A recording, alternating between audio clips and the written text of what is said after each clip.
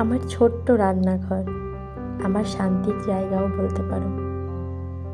ফ্ল্যাটটা নেওয়ার পর থেকেই একটাই স্বপ্ন ছিল, বাকি যা জিনিসগুলো যেমনই হোক, রান্নাঘরটা আমি আমার মনের মতো করে বানাবো। কারণ মেয়েদের তো বেশিরভাগ সময় রান্নাঘরেই কেটে যায়।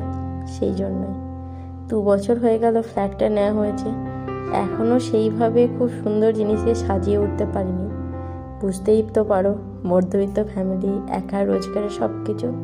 তবে আস্তে আস্তে সব কিছু সুন্দর করে গুছিয়ে নিয়েছি।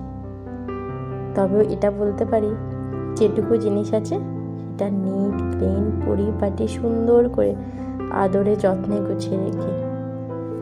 আর এই যে ফ্রিজটা দেখছো, এই 10 দিন মতো আগেই নিয়েছি।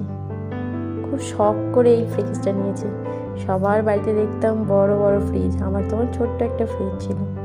যাক, ঠাকুরের আশীর্বাদে একটু একটু করে দুজনে মিলে সব কিছু গুছিয়ে নিচ্ছি। তো তোমাদের কেমন লাগলো আমার রান্নাঘরটা সাধারণ ছাপোছা জানিও কিন্তু।